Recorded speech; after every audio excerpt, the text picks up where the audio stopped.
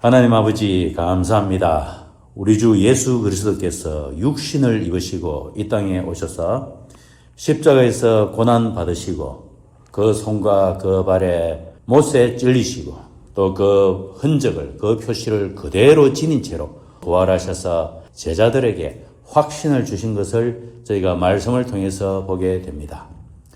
또한 주님께서 성천하셔서 성령님을 보내시고 성령님을 통해서 부활 예수님이 우리와 실시간으로 함께 하시는 이 놀라운 일을 인해서 감사합니다.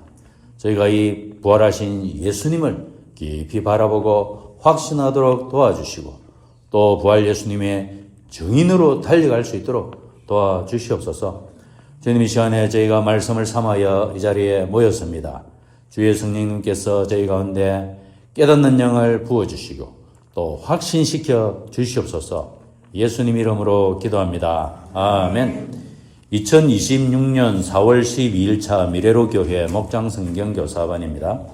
본문은 열왕기하 9장 1절에서 16절 말씀, 제목은 세 번째 예언의 성취, 예후를 세우신 하나님입니다. 자, 1절에서 6절까지 먼저 보시지요. 예후를 왕으로 세우신 하나님인데요. 엘리사는 예언자 수련생을 보내서 전쟁 중인 길르앗 라못에서 예후를 따로 불러내어서 이 기름 부음은 하나님이 직접 개입해서 역사의 줄기를 바꾸시는 주권적 사건입니다. 해서 1번에 엘리사가 보낸 젊은이가 예후를 기름 부을 때 반드시 지켜야 했던 장소적 조건은 밀실로 데려가는 것이다. 꼭 밀실, 어쨌든 완전히 분리된 그런 장소. 이 사람에게만 1대1로 메시지를 전할 수 있도록. 왜냐하면 이 메시지는 여러 가지 큰 뉴스가 있겠지만 나라의 왕조가 바뀌는 그런 가장 큰 중대사이기 때문에 아주 은밀하게 진행을 하기 위해서 밀실 조건을 달았고요. 이번에 예후에게 기름을 부으며 선포된 그의 공식적인 지휘는 무엇인가?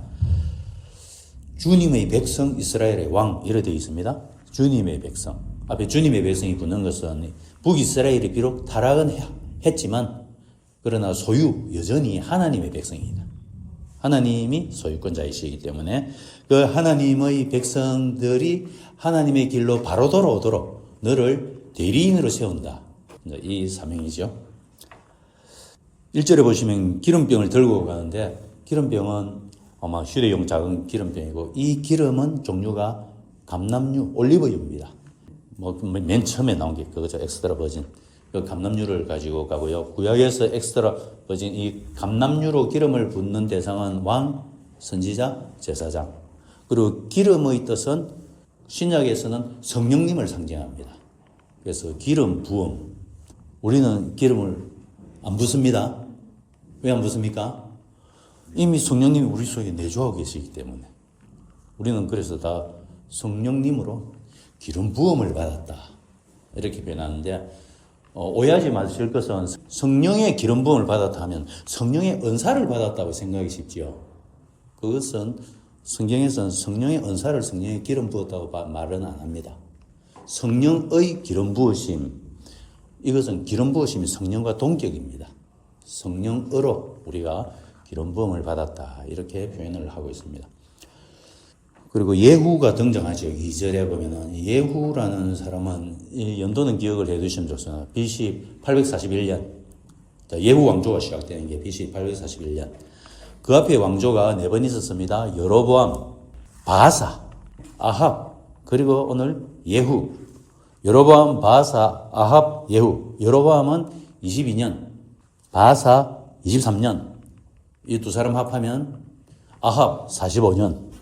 그 다음에 예후 28년. 이러면 거의 100년이 넘어가죠. 이렇게 벌써 북이스라엘이 하나님을 떠난 지도 100년이 넘어가는 어떤 그런 시점입니다. 7절에서 10절까지 보면 아합 박스 보시면 아합 가문에 대한 공의로운 심판을 선언합니다. 새로운 왕의 등극은 곧 기존 세력에 대한 사형 선고다. 하나님은 아합 가문이 저지른 선지자 학살, 또 이세벨의 음란한 우상숭배를 기억하시고 여로보암과 바하사 가문이 당했던 것과 같은 철저한 멸절을 예고하십니다. 3번 질문, 하나님이 예후를 통해 아합 가문을 치시는 궁극적 법적 근거가 무엇인가? 주님의 모든 종들의 피, 예언자들의 피, 학살을 한 그 피를 하나님 기억하고 계십니다. 그리고 그 피를 흘린 주동자는 이세벨입니다. 이세벨의 갚고 자시죠. 4번 질문에 아합 가문의 멸망 수준을 과거 어느 가문들에 비유하는가? 여로보암 가문, 바아사 가문. 이 두 가문은 씨도 남지 않고 멸절되었습니다. 철저하게 심판하신다 했습니다. 여로보암 가문은 바아사 가문에게 씨도 남지 않고 멸절됐고요. 바아사 가문은 7일 천하 시므리에게 철저하게 멸절되었습니다. 그와 같이 아합 가문도 예후로 인해서 철저하게 멸절될 것이다 해서 7절부터 10절까지 보시면 아합 가문, 이세벨, 8절에 또 아합 가문, 9절에 아합 가문, 10절에 이세벨. 이세벨이 반드시 따라 나오죠. 그래서 이세벨이 결정적인 장본인이다. 아합 가문의 멸절에 결정적 영향을 미친 장본인은 누구인가? 이래 물으면 공적으로는 아합이고 실질적인 결정적 영향을 미친 장본인은 이세벨이다. 이렇게 말합니다. 우리가 당시 족보를 잠시 정리하면 그래서 북쪽은 아합과 이세벨 아래 아달랴, 아하시야, 요람. 이건 형제관계. 그 다음에 남쪽에는 요사밧 아래 요람 아래 아시아. 요람의 아내가 아달랴입니다. 그래서 아시아와 지금 현재 북쪽에 있는 왕 요람 그 사이는 외삼촌과 외조카 관계다. 서로 가까운 집안입니다.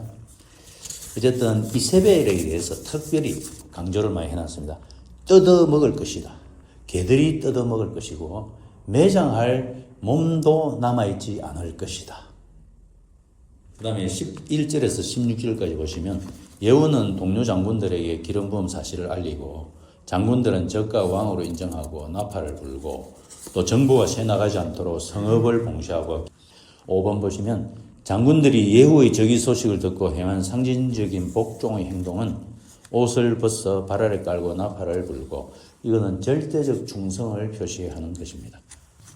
6번에 예후가 이스라엘로 진경하며 요람 왕과 유다의 아시아 왕을 맞닥뜨리게 된 상황은 서로 외삼촌과 조카 관계이기 때문에 문병하기 위해서 이미 그곳에 와 있었습니다. 같은 날 죽습니다.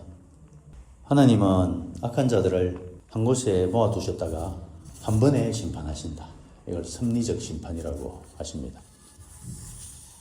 자, 11절에 보시면 예후가 기름 부음을 받고 나왔습니다. 그 당시 예후가 군대 작전 회의를 하고 있는데 일반인은 못 들어옵니다. 근데 어떻게 이 사람이 다이렉트로 예후 앞까지 안내를 받아서 들어갈 수 있는가? 앞에 보초들이 안 맞고 바로 왜 안내를 했는가?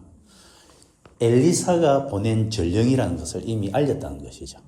그래서 바로 예후 앞으로 인도함을 받아서 이렇게 했기 때문에 다른 지휘관들도 엘리사가 보낸 뭔가 소식이 있다는 것을 길을 쫑긋 세우고 그런데 아니나 다를까 머리에 기름까지 한 방울 그래서 나오자 물었습니다. 근데 묻는 자세를 보세요. 그 미친놈이 미친 녀석이 이러죠. 이미 엘리사가 보낸 전령 예언자 제자들이라는 것을 알고 있는데 표현이 이렇습니다. 북이스라엘의 분위기가 이러합니다.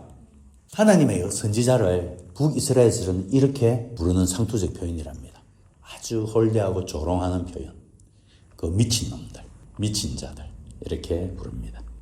그 미친 자가 왜 왔는고 했을 때 예후가 슬쩍 지나가려고 했는데 캐물었기 때문에 이야기를 했습니다. 왕으로 기름 부으시옵다. 그러자 13절에 황급히 일어나 즉각적인 반응을 보입니다. 그래서 아마도 좀 전에 있었던 그 회의가 반역 회의가 아니었는가. 마침 그때 예언자가 보낸 젊은이가 도착을 했더라. 그래서 군대 지도자들은 대부분 지금 예후 쪽으로 기울어져 있는 상황에 이런 하나님의 메시지가 도착했다 이래 보고요. 그래서 14절에 보시면 요람을 치고자 계획을 짜고요. 15절에는 이 성읍을 빠져나가서 알리면 안 되죠. 그래서 성읍을 철저히 봉쇄하고 여기서 나가는 사람은 누군가 하면 예후와 그 군대들이 신속하게 이스라엘로 지금 65km를 달려가는 것입니다. 계관을 보시죠. 엘리사가 보낸 예언자 수련생이 길르앗 라모스의 밀실에서 예후를 만나 머리에 기름을 붓는다. 하나님은 예후를 이스라엘의 왕으로 공식 선포하시며 아합 가문과 이세벨의 우상 숭배 및 예언자 학살에 대해 철저히 심판하라는 사명을 부여하신다. 이 소식을 접한 군대 지휘관들은 즉각 자신들의 옷을 벗어 예후의 발 아래 깔고 나팔을 불며 그를 새로운 왕으로 추대한다. 예후는 기밀을 유지하기 위해 성읍을 철저히 봉쇄한 뒤 부상 치료 중인 요람 왕과 그를 문병한 유다의 아시아 왕을 치기 위해 병거를 타고 이스라엘로 신속히 진격한다. 요람 왕은 얼마나 부상을 입었을까요? 16절에 요람이 그곳에서 병으로 누워 있었다는데 누워서 용신을 못할 정도로 누워 있는 것은 아니고 21절에 보시면 병거를 타고 나갈 정도로 회복이 다 되어 있는 중인데 이스라엘에 북이스라엘의 여름궁 상아궁이 있습니다. 거기서 즐기고 휴양하고 있었더라 이 말입니다. 회복이 됐는데도 길랄 라모스로 돌아오지도 않고 그러니까 이 사실을 다 알고 근데 군부가 이미 예후에게로 마음이 기울어졌다 이렇게도 봅니다. 성령의 검을 보시죠. 먼저 신실하신 하나님 예후가 왕이 된 것은 아합 집에 대한 심판과 하나님의 약속이 반드시 이루어질 것을 확정하는 사건이다. 하나님의 심판이 지체되는 것은 하나님이 무능해서가 아니라 그분의 인자하심 때문이요. 주님의 심판은 정한 때에 반드시 임한다. 시작. 진실로 너희에게 이르노니 전지가 없어지기 전에는 율법의 1.1획도 결코 없어지지 아니하고 다 이르리라. 주의 약속은 어떤 이들이 드리다고 생각하는 것 같이 드린 것이 아니라 오직 주께서는 너희를 대하여 오래 참으사 아무도 멸망하지 아니하고 다 회개하기에 이르기를 원하시느니라 해서 아합 집안이 멸절되기까지 걸린 시간 이 예언을 받은 게 언젠가 하면 갈멜산 대결이 있었을 때 엘리야를 통해서 아합 집안이 멸절하리라 했습니다. 오늘 예후가 등극하는 게 BC 841년 그래서 갈멜산 전투를 BC 860에서 65년 그 사이로 봅니다. 그래서 엘리야가 예언했고 그 예언이 성취되기까지 걸린 시간이 대충 20에서 25년 정도. 하나님께서 아합에게 그렇게 이야기했죠. 네가 겸비한 모습을 보였기 때문에 너희 대에는 멸절하지 않겠다. 그 가문을. 하지만 아합은 자기의 죄로 인해서 자기는 죽습니다. 죽음을 당하지만 그 가문이 자기 대에서 끊어지지는 않습니다. 그래서 그 아들 대에 가서 끊어지게 되었습니다. 2번 섭리하시는 하나님 예후가 거사를 진행할 때 요람 왕은 전쟁 중 부상을 당해 치료받고 있었다. 만일 요람이 건강하고 군 통수권을 소유하고 있었다면 예후는 성공하지 못했을 것이다.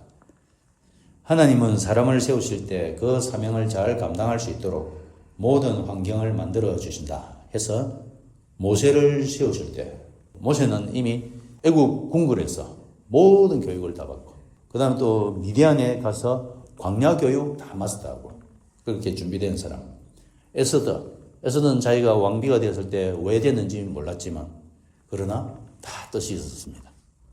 로마 제국 왜 전 세계의 로마 제국이 이렇게 석권을 하고 제국이 되었을까? 로마는 너무 고속도로를 잘 만들어 놨어요. 그래서 바울이 이 길을 따라서 전 세계에 복음을 전파하는 그런 환경이 이루어져 있었던 것이죠. 하나님께서 이와 같이 사람을 부르실 때, 사명을 주실 때 이미 하나님께서 환경도 만들어 두셨다. 그것을 지금 말씀하고 있습니다. 자, 시작. 사람이 마음으로 자기의 길을 계획할지라도 그의 걸음을 인도하시는 이는 여호와시니라. 우리가 알거니와 하나님을 사랑하는 자, 곧 그의 뜻대로 부르심을 입은 자들에게는 모든 것이 합력하여 선을 이루느니라. 아멘.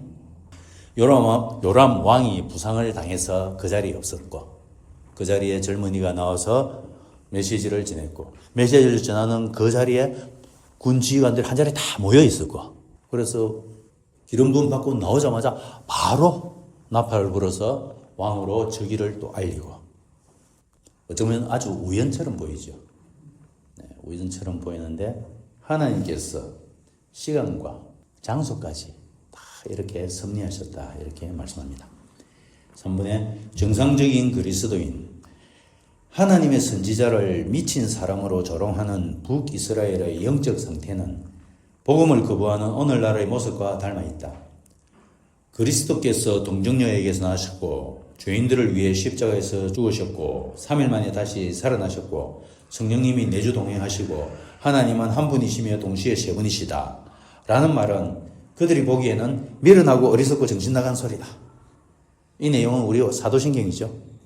사도신경을 오늘도 우리는 고백합니다. 그런데 그들이 들으면 대단히 미련하고 어리석은, 이해 안 되는 무슨 주문을 외우는 자들이다. 그래서 군대 가면 주일에 교회 가는 병사들을 부를 때는 환자들 모여 이랍니다. 정신병 환자들이에요. 그 내용이 이거죠. 동정녀에서 나셨다. 십자가에 죽으셨는데 3일 만에 다시 살아나셨다. 콧방귀를 뀌는 소리입니다. 이 내용이 성경에 기록이 되어 있습니다. 구약에도 기록되어 있고 신약에도 기록이 되어 있습니다. 자, 시작. 이스라엘은 알아라. 너희가 보복을 받을 날이 이르렀고 죄 지은 만큼 벌 받을 날이 가까이 왔다. 너희는 말하기를 이 예언자는 어리석은 자여 영감을 받은 이 자는 미친 자다 하였다. 너희의 죄가 많은 만큼 나를 미워하는 너희의 원한 또한 많다. 십자가의 말씀이 멸망할 자들에게는 어리석은 것이지만 구원을 받는 사람인 우리에게는 하나님의 능력입니다. 하나님께서는 어리석게 들리는 설교를 통하여 믿는 사람들을 구원하시기를 기뻐하시는 것입니다. 우리는 십자가에 달리신 그리스도를 전합니다. 그리스도가 십자가에 달리셨다는 것은 유대 사람에게는 거리낌이고 이방 사람에게는 어리석은 일입니다. 자기 부모를 못 알아보는 사람은 제정신이 아닙니다. 창조주를 못 알아보는 사람은 제정신이 아닙니다. 우리는 하나님의 은혜로 성령님의 도우심으로 창조주를 나의 아버지로 받아들였습니다. 또 예수님을 그리스도라고 고백합니다. 제정신이 돌아온 거죠. 제정신이 돌아와가지고 눈도 똑바로 바로 뜨고 예수님도 보고 하나님도 아버지로 보고 이렇게 되었습니다. 그래서 온전한 정신이란 무엇인가? 창조주 하나님을 알아보는 정신이죠. 또 예수님을 그리스도라고 인정할 수 있는 이 정신이죠. 이보다 더 온전한 정신이 있겠습니까? 정상적인 그리스도인의 모습입니다. 이 상황에서 보시면 신실하신 하나님, 또 섭리하시는 하나님, 또 제정신을 가진 정상적인 그리스도인. 자, 아담서 바이블 읽겠습니다. 시작. 예후가 일어나서 집안으로 들어가자 예언자의 시종인 그 젊은이는 그의 머리에 기름을 부으며 말하였다. 나 주 이스라엘의 하나님이 말한다. 내가 너에게 기름을 부어 주님의 백성 이스라엘의 왕으로 세웠다. 기도하겠습니다. 신실하신 아버지 하나님, 1.1핵도 변함없이 약속을 성취하시는 그 공의와 인자심을 가지신 주님을 온전히 신뢰할 수 있도록 도와주십시오. 또 승리하시는 아버지 하나님, 아버지께서 상황과 환경도 완벽하게 준비하시는 분이심을 온전히 믿을 수 있도록 도와주시옵소서. 또 내주하시는 성령님, 복음을 미련하게 보는 이 세상 속에서 우리가 온전한 정신으로 창조주를 경외하고 또 주님의 영광을 달려가도록 도와주시옵소서. 예수님 이름으로 기도합니다. 아멘.